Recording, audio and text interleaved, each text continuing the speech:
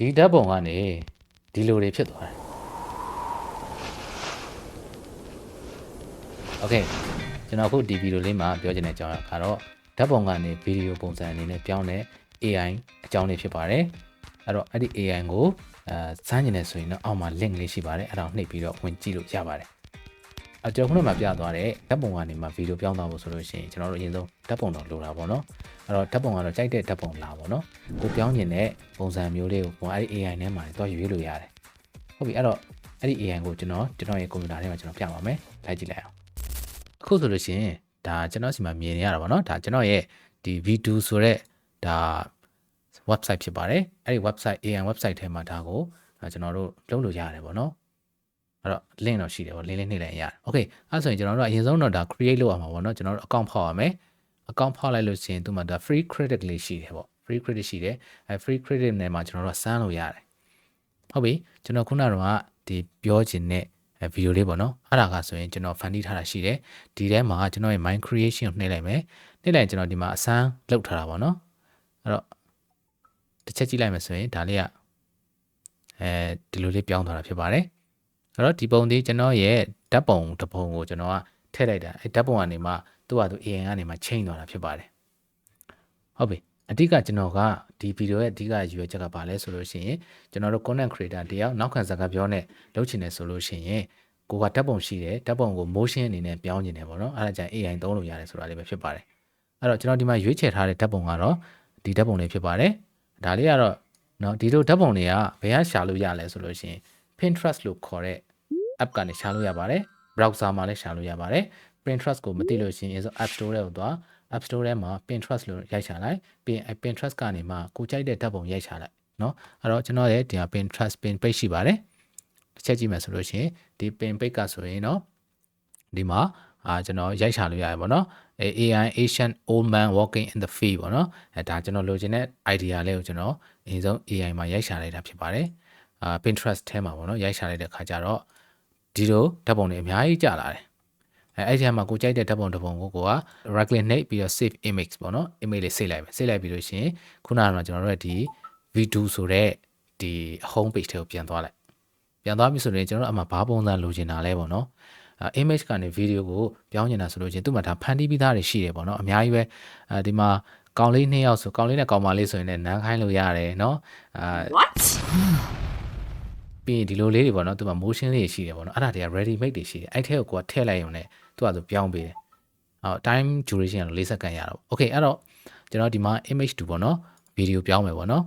image to video ကဒါကျွန်တော်ပြောင်းထားတဲ့ဟာလေးဖြစ်ပါတယ်ပြောင်းနေတယ်ဆိုရင်အရင်ဆုံးကျွန်တော်တို့ဒီမှာပေါ့နော်ဒါလေးကျွန်တော်ဖြတ်လိုက်မယ်အဲ့ဒီမှာဒါကကျွန်တော်ပြောင်းပြီးသားရှိနေလို့နော်အဲ့တော့ဒီထဲမှာ image ကိုကျွန်တော် upload လုပ်ရမယ်ပေါ့နော် upload လုပ်ရမယ်အဲ့ဒီ upload လုပ်မယ်ဆိုရင်ဒီကောင်ကိုနှိပ်လိုက်နှိပ်ပြန်တယ်ခုနကကျွန်တော်ရဲ့ဒီရဲကဒီဓာတ်ပုံတစ်ပုံပေါ့နော်ရွေးလိုက်ပေါ့နော်ခုနကအဖိုးကြီးပုံဖြစ်ပါတယ်ပြီးလို့ရှိရင်ကျွန်တော်တို့ကအဲ့ဒီအဖိုးကြီးကိုကျွန်တော်တို့က prompt ရေးရမှာ prompt ရေးမယ်ဆိုရင်ဒီအဖိုးကြီးကိုဘာလို့ခိုင်းကျင်တာလဲလမ်းလျှောက်ခိုင်းကျင်တာကျွန်တော်ဆိုရင်လမ်းလျှောက်ခိုင်းတယ်လမ်းလျှောက်ခိုင်းတာရိုးရိုးမဟုတ်ဘူးမိုးရွာထဲမှာလမ်းလျှောက်ခိုင်းတယ်ပြီးလို့ရှိရင်ဝမ်းထဲနေတယ်เนาะအဆင်မပြေဘူးပေါ့เนาะအဲ့လိုဟာကျွန်တော်ဒီမှာ prompt ရေးခိုင်းနေတာပေါ့เนาะ old man walking ပေါ့เนาะပြီးရင် his mood is sad and helpless ပေါ့เนาะသူ့ရဲ့ mood ကစိတ်မကောင်းဖြစ်နေတယ်ပြီးတော့မျှော်လင့်ချက်မရှိဘူးပြီးတော့ weather is raining and windy ပေါ့เนาะ windy လို့ရေးရမှာပေါ့เนาะ windy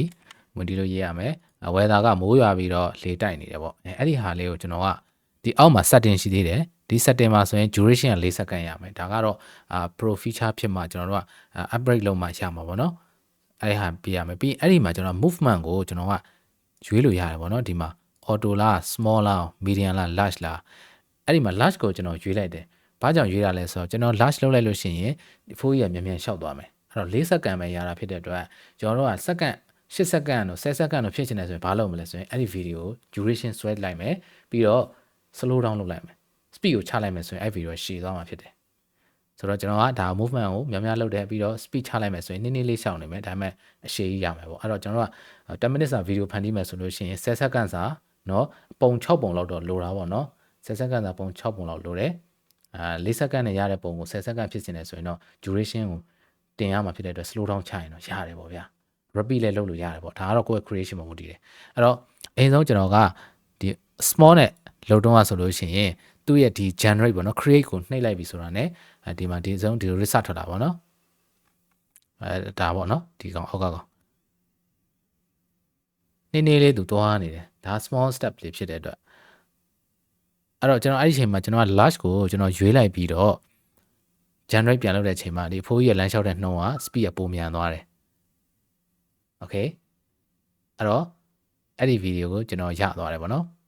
ရလို့ရှိရင်ဒီမှာ download ဆွဲလိုက်ရုံပဲအဲ့မှာ watermark ပါတယ် watermark ပါလဲကိစ္စမရှိဘူးကျွန်တော်တို့ CapCut ထဲထည့်သုံးပြီဆိုလို့ရှိရင်အဲ့ဒီ watermark ကိုကျွန်တော်နည်းနည်းလေး crop လိုက်လို့ရတယ်ပေါ့နော် crop ပြီးလုပ်လို့ရပါတယ်အဲဆိုလို့ရှိရင်ကျွန်တော်ဒီ AI video နဲ့ကျွန်တော်တို့ video တစ်ပုတ်ဖန်တီးလို့ရပြီပေါ့နော်အဲ့တော့ကိုကနောက်ခံစကားပြောထည့်လိုက်မလားနောက်စာတန်းထိုးမလားကြိုက်တာထည့်ပြီးလုပ်လို့ရတယ်ပေါ့အဲ့တော့ process ကတော့ဒါပါပဲဒါကတော့ကျွန်တော်လုပ်ပြီးသားကိုပြောပြတာဖြစ်ပါတယ်အဲ့တော့ဒီမှာတော့ credit တွေရှိတယ်အဲ့ဒီ credit ရဖို့ဆိုလို့ရှိရင်ကိုယ့်ရဲ့တငယ်ချင်းမိတ်ဆွေတွေကိုလည်းပြန်ပြီး invitation လုပ်ပါလုပ်ပြီးတော့ကျွန်တော်တို့ကကိုယ့်ရဲ့ credit လေးတိုးလာတယ်ပေါ့နော်အဲ့တော့နောက်ထပ်တစ်နည်းကတော့ကိုကဒီလို credit တွေမရှိတော့ဘူးဆိုလို့ရှိရင်နောက်ထပ် Gmail email တွေပေါ့နော်ဖောက်ပြီးတော့ဒီ account ကို sign in ဆက်လုပ်ပေါ့ account 10ခုလောက်ရှိပြီဆိုရင်တော့ဒါ create လုပ်လို့ရတယ်ပေါ့နော်အဲ့လိုမျိုးရှိတယ် okay အဲ့တော့ဒီ video မှာကျွန်တော်ပြသွားချင်တာကတော့ content creator လုပ်တဲ့အတွက် AI video တွေသုံးနေတယ်ဆိုရင်ဒီလိုပုံစံမျိုးလေးဖန်တီးလို့ရတယ်ဆိုတော့ပြောချင်းဖြစ်ပါတယ်ပြီးတော့ဒီ website လေးကလည်းဒါတစ်လောက်$10လောက်တော့ပေးရတာပေါ့နော်$10ဆိုရင်ကျွန်တော်4000ခွဲဘာပဲဖြစ်ဖြစ်ကျွန်တော်တို့ CapCut ပဲသုံးတခြားဘာတွေပဲသုံး version တွေသုံးပြီဆိုလို့ရှိရင်တော့အဲ့ဒီဟာတွေကကျွန်တော်ဖြည့်ရတာပဲเนาะဖုန်းပေလိုပဲလာစင်တော့ဖြည့်ရမှာပဲเนาะအဲ့ဒါလေးထည့်သုံးလို့ရတယ်ဆိုတာလေးကျွန်တော်လာပြီးပြောချင်းဖြစ်ပါတယ် okay AI video ဘယ်လိုဖန်တီးလဲဆိုတာလေးအခုဒါဖြပြပေးလိုက်မယ်เนาะကျွန်တော်ရထပ်ပါ